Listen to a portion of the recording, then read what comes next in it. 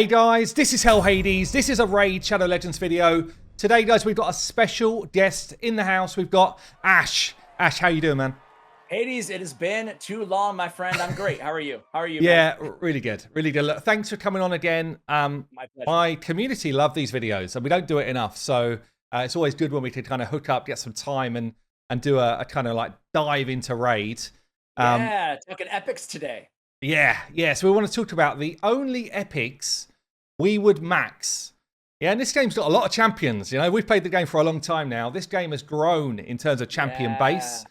And, you know, almost like every month I'm having to redo my tier list. So, right? We did this exact collab, I think, Hades, like a year ago. So it probably was. It was probably 12 months. The crazy thing is I think like half these champions are new, it feels like. So I'm excited. So we're going to pick out the only ones that we would take to max, you know, delve into the books, all that type of stuff, so that you can get the best information that you can get. I guess we kick straight in. Let's go for Bannerlords. Ash, do you want to give us the first one? Which is the first Bannerlord that you would max out here? Yeah, absolutely. And I want to make sure we have the same criteria here, Hades, because I'm gonna set a high bar because this is automatic, you know, no questions asked. Anyway, I'm gonna start out with I think my personal fave, and that is Stag Knight. I mean, just keep it simple, decrease speed on his A1, decrease attack and defense on the same ability, 3-turn cooldown on his A2. Great base stats on this dude. He's super fast, a lot of HP. First champion ever to be added with increased accuracy in his kit, albeit kind of a quirky passive. Yeah. Stag Knight is just a boss, you know? Yeah, 100%. He would have been first on my list as well. Funny enough, when he first came out, I looked at his kit and I was like, nah, I don't think he's that great. Shows what I know, right? This guy would literally be top of the list. Yeah, you know, you make mistakes sometimes, but since then, I've been reformed, and this guy is definitely like one of the top banners. I want to see a Stag Knight skin, man. I want to see a new Stag Knight skin. Yeah, just a quick sideline. Are you a fan of skins? Are you a fan of skins? That we can get from like the bazaar or something. Yeah. That's where they should be.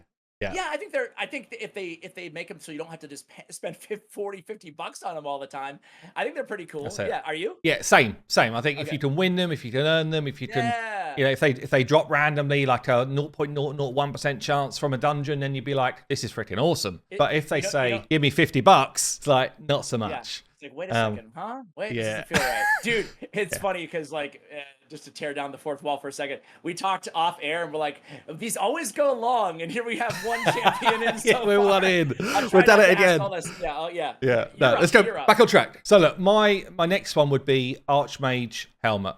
Yeah, so one of the champions, you get him from Doom Tower. The first one you get, which I think is really cool because he's super relevant to a kind of early mid-game account coming through. He's got an AoE stun ability, which is pretty rare for an epic to have. He's got great buffs, speed, crit rate, crit damage. You know, pairing with a Seer, and Seer's got everything she needs to just rip off a ton of buffs and do a load of work. And without a Seer, he's just like an arena god giving you a load of buffs, speed in arena. He's also got quite a cool passive about him. I think everything about his kit is just quite kind of quirky, fun. He's got good stats. Yeah, I think he's well worth a 6-star and kind of booking out. Automatic for me too. He would be my second choice as well. And cool. Yeah, I mean, you hit the nail on the head. Nothing really to add there. I guess the only thing to add is I was surprised at how much damage he spits out too, man. He like does, for a support champion, you know? Yeah. Okay, I will go with I guess the last obvious choice, like no questions for me at least, and that's Ursula the Mourner.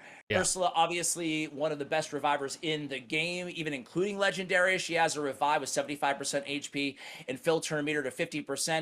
She also has increased defense and strengthen for 3 turns on a 5-turn cooldown. And you can use that, you know, without even reviving. You can just place the buffs on your allies. She also has decreased attack and increased attack on the same ability. So what more do you want? Also turn meter decreasing on the A1. Yeah, awesome champion. Void champion, but awesome epic to max. And like you say, better than a lot of legendaries that are doing the same type of job. She just brings more in a kit. And the revive, honestly, is just straight up better than most revivers in the game. So look, I'm kind of with you. I don't think there's any others which I would 100% be like, max this champion. So I'm just going to call out a couple of like honorary mentions. I won't go into any detail here, but champions that can really help fill a hole for stuff like Faction Wars. For me, I've got Oathbound is actually a really good control epic. Can come in, you can actually run him at like a level 50 and do a load of work in Faction Wars. And Wardcaster, I'm just going to call out because he can be part of like unkillable teams, and you know, you might end up being the missing link for you if you need an unkillable team for clan boss. Okay. Anyone else in there that you would just be like, you know what?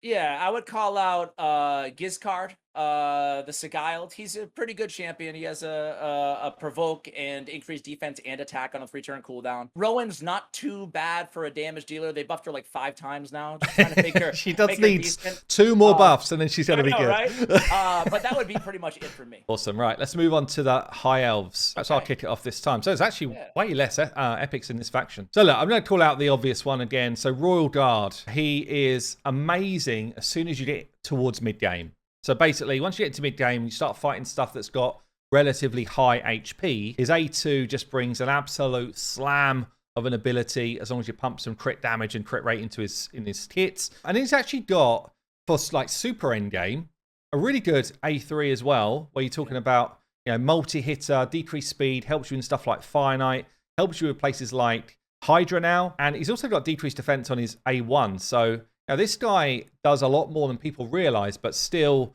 a top tier epic for me. I could not agree more. Have you ever tried Royal Guard shutting off the A3 and putting him in reflex? I haven't. I've done that with most of these type of characters, actually, like the husks of this world and that. Yeah.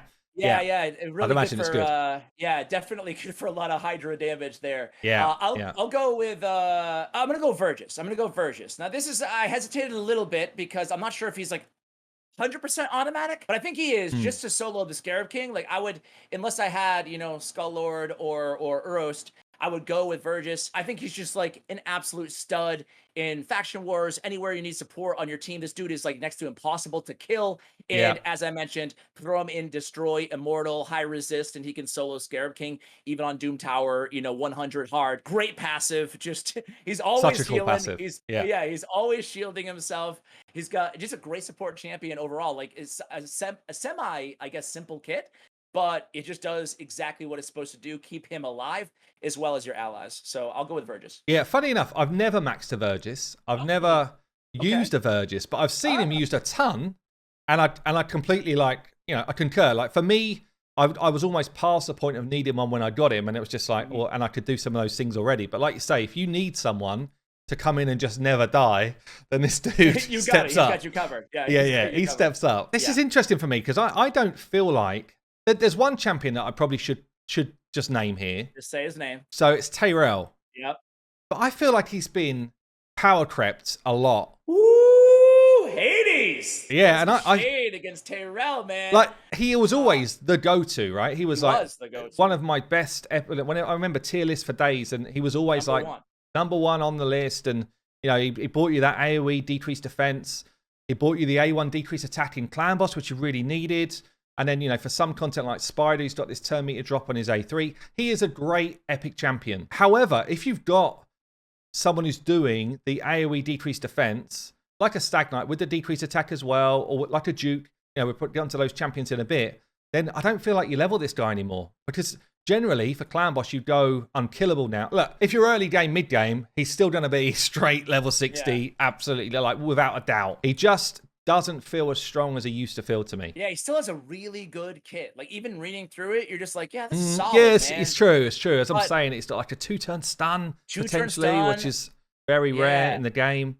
It's maybe he is. Maybe he's just a straight 60. Maybe he is in that kind of camp. But I just feel like compared to where he was, where he used to be like top of the tree, he's not there anymore. Let's face it. Like I would still err on the side of saying he's an auto. However, I hear your point, man, because they've added what? A dozen, you know, decrease defense, decrease attack champion, like debuffers. And it used to be back in the day where, again, finding a champion with decreased attack and decreased defense and a defensive aura, like that was it. Tarot, you know? So it definitely been power crept a little bit, but the main reason why I'm nervous about him nowadays is just that it's a 4-turn cooldown. 4-turn, yeah. And you know, the good ones now, the autos are 3-turn cooldowns, and you want to cycle back to those so you get them for the next wave of enemies. And, you know, 4 turns long.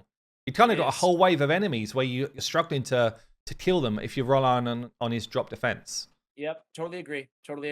And I guess that's it for me. Yeah, cool. Okay, let's move on to the Sacred Order. Right. Yeah, kick us off, man. All right, I'll go with low tier. yeah. There's gonna be a few. I'm gonna go with Godseeker and Neri. I think that Godseeker is, she's very close to what you could consider a legendary champion. She's that good. She has a heal on the A1. On the A2, she's got a heal, an AoE attack, a decreased duration of all buffs on enemies, increased duration of all buffs on allies, on a 3-turn cooldown. I mean, that quest for meaning ability is insanely good, especially for an epic champion. And then Rise. Can I just say there, like, for a new player that's coming in, there's so much going on with that skill, right? And, it's kind of like you're reading it, you're a bit confused, what the hell is going on? You want to read it slowly and take in all that's going on, because it's a ridiculously powerful skill. You're helping your team, you're hurting the enemy team, you're healing everybody, and you're doing damage at the same time. It's an incredible skill, this one. Absolutely. I think that was I'm glad you mentioned that, because for me personally, Hades, like, that was one of the increasing durations of buffs was one of the things that took me longer to appreciate in this game. Like, right away, I didn't even care, really, Yeah. But we just talked about it with Tyrell. Obviously, it was debuffs, but she has the, there's plenty of champions like that as well. But extending the duration of buffs and of debuffs is just huge in this game. I mean, that's like a Kriskish type ability on the too. It's true. Yeah. Anyway, Rise of Glory, a decent revive, but very unique because it resets the cooldown of all their skills on a 4-turn cooldown. Very, very good single target revive. And then Guardian Angel, we get another revive on death, at least, preempting a fatal attack and increase the healing all allies receive by 10%. Not too bad. Man, she's a beast. I really, really love God's. Yeah, really cool passive, this one. That's like a legendary style passive right there. It is. No, awesome. No, I totally agree, man. I don't think it would be my first on the list, but definitely easily on the list. Yeah. I think I know who your number one would be. Well, I've got two actually that would be close, but I'm gonna go with Deke. Deke is, so I was gonna guess. I mean, that's the obvious one in the group, who is just insane. Like, he brings so much. He's bringing you a leech for stuff like clan boss, so you can get rid of that lifesteal gear. He's bringing you AoE drop defense on the 3-turn, which is 100% chance to land it as long as you've got the right affinity stuff going on. And he's bringing turn meter fill at the same time as pushing back the enemy turn meter, which is such a double whammy. Like, and he gets another turn after he does it. He pushes back the enemy turn meter, fills yours up, drops a defense, and then it's like, I'll let someone else have a turn now, but I've basically done 3 people's jobs, Absolutely. And a speed lead as well. It's like, it's such an amazing kit for arena, clan boss. Like, he enables the 2-for-1 clan boss teams. There's so much that he's bringing to, like, the whole game, which is why I love him so much. Yep, I agree 100% on Deke. I'll go with Fenax. Yeah, I really, really like this dude. He's really, really good. And the cool thing about him is, even if you pull him in your, very early game, his A2 definitely going to help you a ton. Block buffs, really, really good ability to have. And then against bosses, right, he has decreased defense and decreased speed. Yeah. Granted on a 4-turn cooldown, but very, very good having those two buffs, debuffs, together. He has like the second or third hardest hitting A1 in the game, including legendary champions.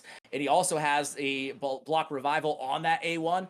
So he's bringing a lot to the table. Then you can even use him in the end game on ally attack teams just because of how hard that A1 hits. I'm a big fan of this champion. Yeah, definitely. I think he's cool. I think he's overlooked so much because his base defense and his base HP are low, and it makes him a little bit difficult to keep alive. You need someone in there to protect him, but if you've got that, like you said, his A1 is devastating. It does so much work. Ice Golem ads, they sit down, they stay dead. It's absolutely.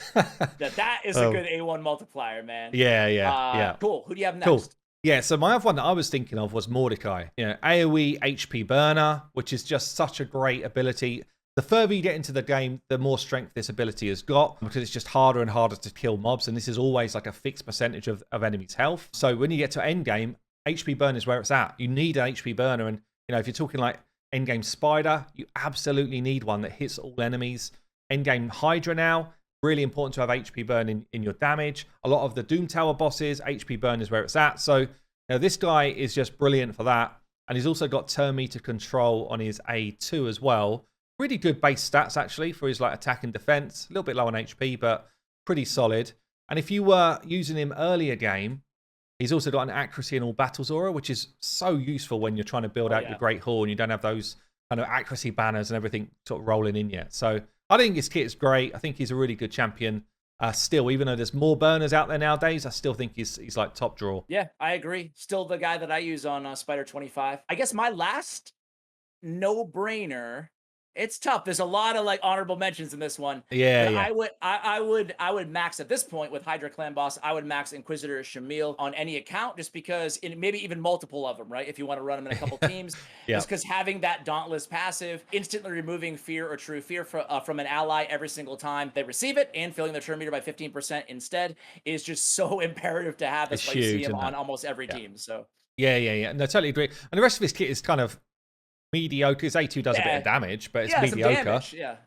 But it's actually one of the most impactful passives in the game right now, I would say. It's such true. It's huge. Yeah, I would not have included him before Hydra, but certainly now. Yeah, and like you said, I mean, there's actually a lot of what I would just class as straight trash in this faction. Yes. Do you have any? Yeah. So I was going to say a couple that I would pull out as just honorable mentions. Sanguinia, yeah. She was the only one that I was like, maybe we'll include her because she's really good. Like if you're struggling with Agref particularly, she does a great job of cleansing your team and keeping debuffs off of you, which it's a nasty fight for a lot of damage through debuffs. So I think she's actually kind of underrated and a really strong epic. But a lot of these kind of cleansers you can run at 50. You don't necessarily need to max them out to get the kind of benefit from them. And the other one I would call out would be Cardinal. I don't know if you've run Cardinal in Stone Skin. I have. I'm sure we've all done it now. Yeah. It's fun. I mean, she never dies, basically. She never dies. The beautiful thing is I think so many people are starting to do it because it's not important. Like with the gear, it's just not, it really mitigates not having great artifacts on your account, or great speed gear, just having a Cardinal team. So even in tag team, I totally agree. Yeah. Anyone else from you? I think mine was going to be Sanguinia as well, but I don't think there's any more no-brainers for me. So that's it. Yeah, cool. Okay, cool. Let's move on. I guess we're on to the Barbarians, right? All right, well, making good time here. Making good time. Doing well. All right. Shall I kick us off on this one? I think it's me, kick it off, man. Kick it off. So my no-brainer here, I think it's going to be Barakin the Fat. Yeah. First one on the list. I agree. I love this champion. Like, it's such a cool epic. Brings a lot of kind of diverse stuff that can work. Doom Tower, Clan Boss. He's got a really good ally attack ability, which gives you a lot of buffs and strong buffs at that. So like increased crit rate and crit damage. Then you're attacking one enemy. He's got an HP burn, which single target, but it's still strong with some poison. Decreased defense A1. His passive's a bit weird, but it's fine. It just kind of keeps him alive easier. But I just think a solid epic.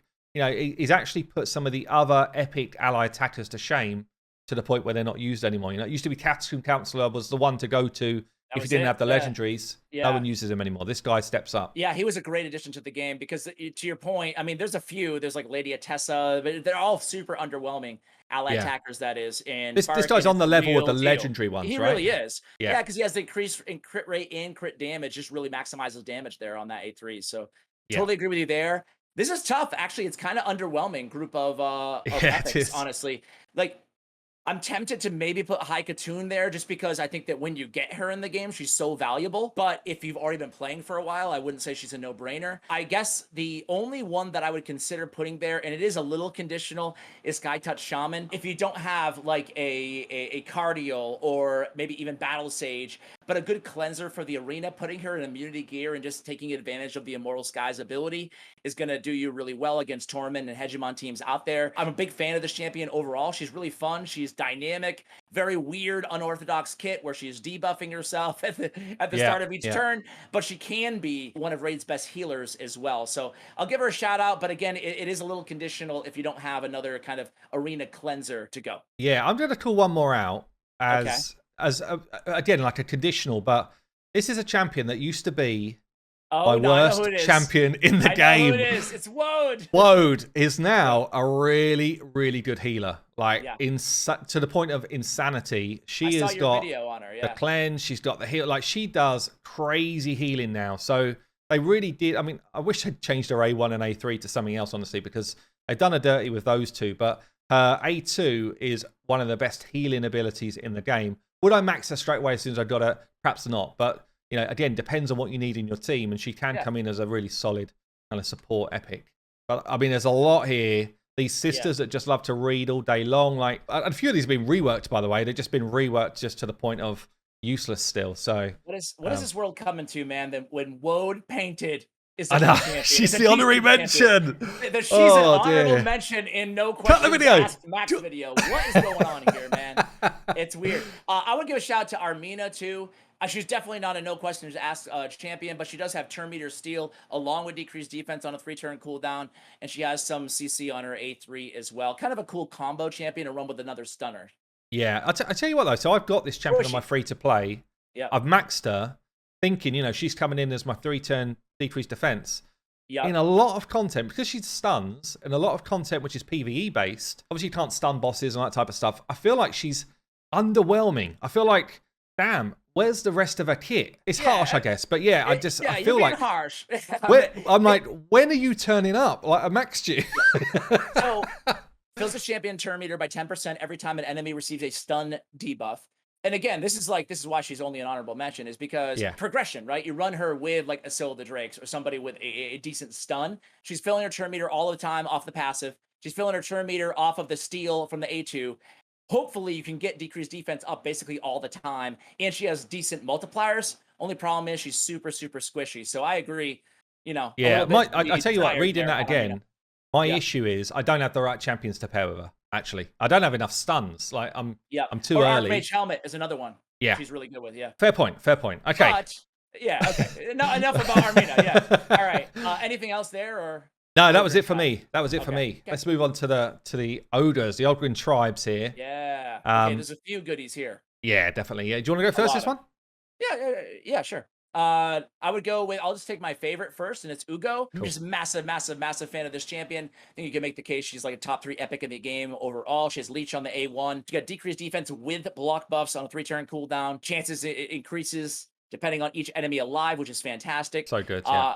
And then we have it's just like, you read this part of her kit, and you're like, okay, really solid kit. And then you get to Ugo's Brew, and we're removing heal reduction and another random buff and a heal, and that kind of break in a case of emergency revive built into there as well. And it also kind of synergizes with her final spite, which is her passive. Again, that rarely comes into play, but overall, what a dynamic champion. A debuffer, block buffs, and decreased defense on the same ability is fantastic. Get some heals on the Leech. You get more heals and a little mini cleanse on the A3. Fantastic overall champion. She does a lot.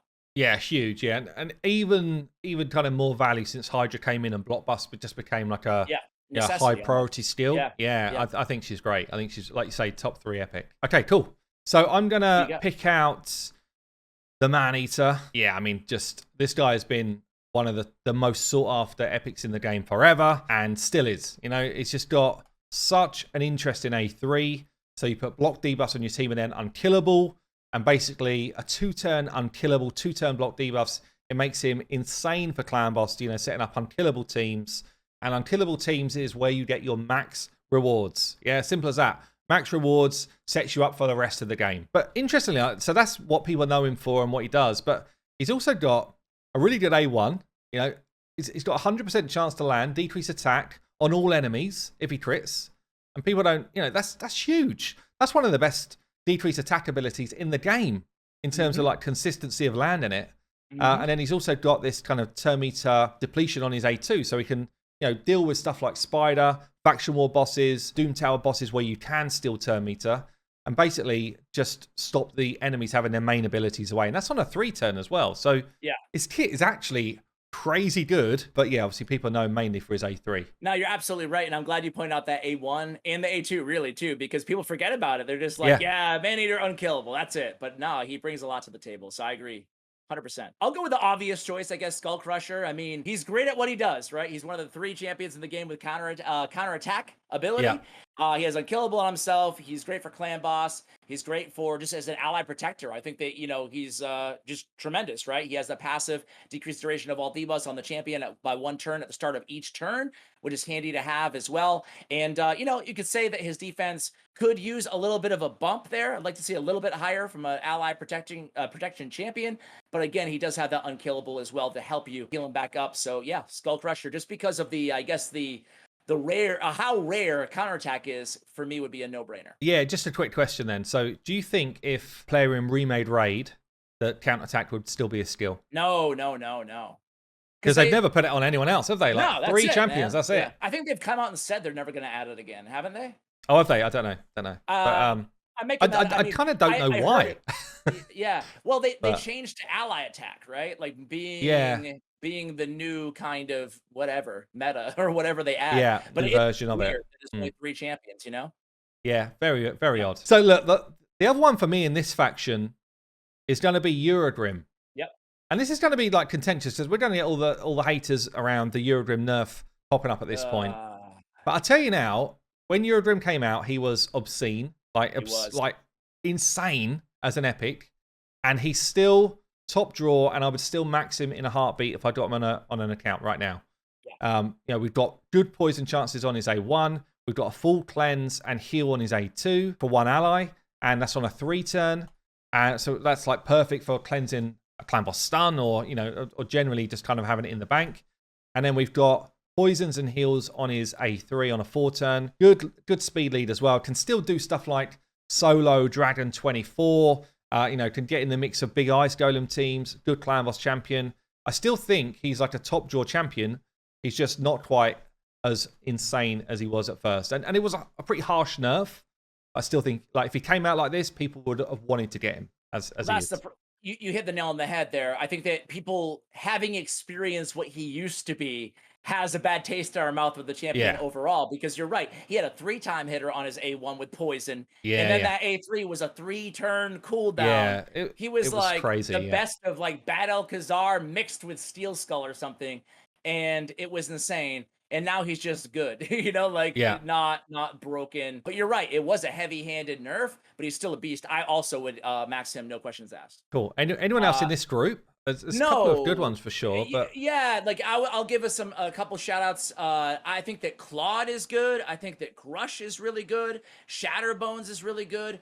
Prundar is not bad. I mean, there's a lot Old Gruckus is really solid as well. So I think it really just depends on what you need.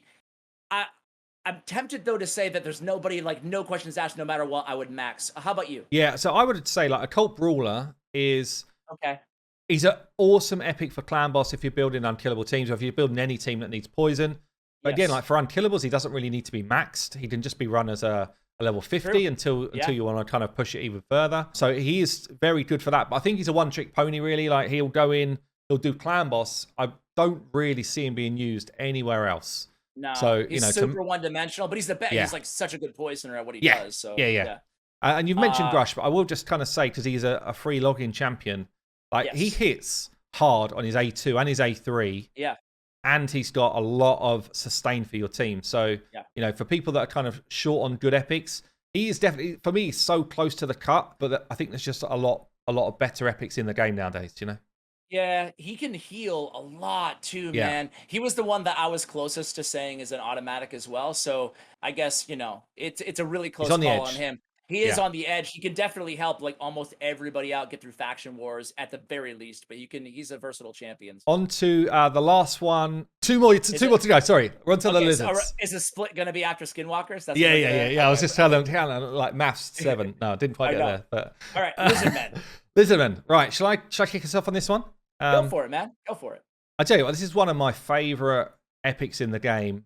Like personal favorite here, Venom Age. I love this champion. Like I really, really love this champion. So really interesting kit, quite dynamic. Our A3's got this kind of poison, AoE poison plus heal reduction. And then you kind of load that with a passive where your whole team just takes less damage if they're being hit by people under heal reduction. It's like having a mini strengthen on your team. Straight damage mitigation. I love that type of ability. I love it. Yeah. And then our A2 gives you the kind of single target drop defense, drop attack, as long as there's poison out there, which other people can do for her.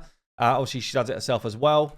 And she's got this kind of interesting A1 where she kind of just eats up poisons and kicks out a bit more damage for your team as well. Also, she's great if you're struggling with Scarab Boss to do the decrease in the target's max HP. And, I use this champion to do exactly that on my free-to-play right now.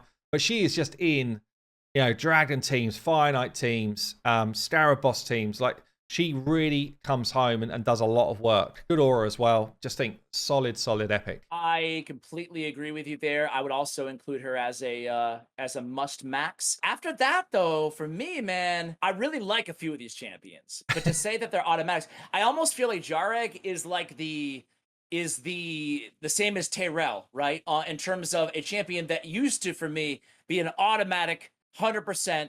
But his ally protect and his increased defense is on a 4-turn cooldown when booked. Yes, you know, yeah. He does have a great passive. He has a really solid kit to decrease attack at a pretty dependable clip on the A1 too.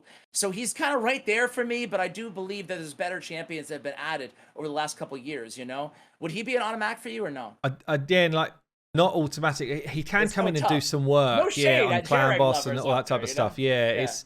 And I think which the Doomtail is, it's either the Griffin or Irigoth. He comes in and does that decreased attack consistently, and also gives the heals out, which is useful on that. I can't remember which one it is now, but he's used a lot in one of the two. Talking about the team, and I also forgot what boss it was, but I agree with you. So yeah, I guess borderline on him. Yeah, the other one which I would mention here, I don't know if he's an auto, but he might be an auto, to be honest. Aox, yeah. That was going to be my choice. Like underrated, I would say. I think he probably would be an auto. Like AoE decrease attack. He's got a good heal on his A2. He's got poisons on his A1.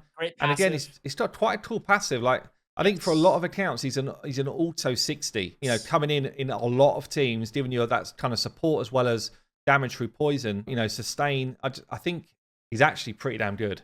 10 meter control as well on the A3. So if there's anyone that's kind of he would be like the closest to being in the mix. To be fair, Scathix is also pretty damn good. I was just gonna say I would say the same thing. I would put them right on the same tier, just because I mean he's got decreased speed, he's got stealing buffs, he's got a cleanse with block debuffs and a shield for 2 turns. The A3 is a huge ability. Yeah. So, and he has that kind of nice little last gasp just to, to help with his sustainability. I think he's a pretty cool champion as well. Cool. Right, let's move on to the last one for this video then. So we got the Skinwalkers. Yeah, kick us off, man. Who's your best one? Sure. Yeah, so unless I had, you know what? Yeah, I'll go with him. I'll go Basher, man. Basher's a really cool champion. I think I wouldn't say underrated, but I think the word is out now. I think most people know that Basher is a really cool option to have, especially if you don't have Warlord, which I would assume is most people watching right now. You can use this guy, even if not on your main arena team. He can be a great control champion on a tag team, and he can hit decently hard as well. He has block buffs, which is great in his kit, but he has the ability he's known for is A2, Stinging Blast, attacks all enemies, increase the cooldown of all the target skills by 2 turns. Is on a 3-turn cooldown. Sometimes that's all you need, Hades, just 2 turns, you know? Yeah. Actually, if I ever do any work on someone else's account and Skinwalkers is a challenge for faction wars, he is the first champion I look for in Skinwalkers. So he basically nullifies the waves, because of this ability. It's like all they're doing is coming at you with A1s. Champions like Valks, no problem. They don't do any of that rubbish, all of that counter-attack and shielding, because all they're going to do is hit you with their A1. So, totally agree with that, man. He's a cool champ. Who you got next? There's an interesting lineup here. Yeah, there is an interesting kind of set. There's actually not that many more for me. I think Fane is a great clan boss, damage dealer. You can use her in a normal team, and she's quite hard to keep alive. Yeah, so you need protection for her. You need ally protectors in there, or some form of shield mechanics or something to keep her alive. HP and defense, man. Yeah, they're so low. I actually, it's great though. Yeah, I remember so well when she was kind of pitched. Yeah, it was like we got this stream. We didn't see any of her stats. No, we saw her skills, and everyone was like, "This is going to be the best epic we've ever had in the game." And then she came out, and we were like, 727 defense. What is this number? They're like, she's made for clan boss. And they're like, what? Yeah. But I mean, to be fair, she hits hard. Like if you put her in an unkillable team, she is going to thrive in that sort of team with the poisons and basically all of the debuffs you're going to need. And in faction war, she does a lot of work as well. So she's a great champion, and she's got one of the best jaw lines in the game for me. So she never misses ab day either. Yeah, that's it. You know what? For me, it's hard to say that everybody here is a no-brainer. If you need the Reviver, go with Horafees. You know, you need a support champion or help in Faction Wars, go with Steel Skull. I will give a call out, though, to Flesh Terror, who is a champion that most people don't talk about. He's not an automatic, but he's very, very, very unique. And we talked about it in Godseeker and Neri. On his A2, he's got a heal, increase the duration of all ally buffs by 1 turn. Again, we talked about how much we love that, you know, that skill. Yeah. And then on his A3, attacks all enemies, decrease duration of all enemy buffs by 1 turn, increase duration of all enemy debuffs by 1 turn. There's one champion in the game, if I'm not mistaken, Hades, who has all 3 of these abilities in one kit, and this is him, Flesh Terror. Yeah. You know what? If he had a debuff on his A1 of some form, a decreased attack, a decreased effect, like just he needs one more thing. There's something missing. You're right. Yeah. You're right. You know. But I agree. Like he's got some pretty. Yeah. So I don't tend to use him because there's just better versions of the kind of buff extender or whatever in the game for me. But you're right. His kind of A2 and A3 are both cool. I just feel like he's just missing one thing. If it's a cool passive or a debuff on his A1, and then it will find himself in a lot of teams. Yeah, if you even taking the A2 or the A3 down a turn, I think would be a great start. But you know, we'll see. Yeah. So I guess look, in terms of like call outs for me, Taurus, but only if you've got a poison exploder. So you know it's situational. But if you've got an Elinaru or a Xavier, he's one of the best setup champions in the game with his kind of 4 poison spit out on his A3. And I would shout out Scabbers as well, actually, for a great clan boss champion. You know, poison on his A1. He's got leech it's also pretty good for Hydra for the leech AoE there. He's got a weaken. He's actually pretty damn good, but he's definitely not an instant max. It's very like dependent on who you've got in your account for me. And we are 7 in, so that is gonna wrap it up for this one. But we are gonna do a part 2 over on Ash's channel, and you need to make sure you go and check that out. It's going to be interesting. I will pin below Ash's YouTube channel and that video in my pinned comment. Please go and check it out. Ash, thank you so much for joining me today. It's been a blast as ever. Always a pleasure, man. Always a pleasure. Thanks. Cool. And chat soon. Thanks, guys.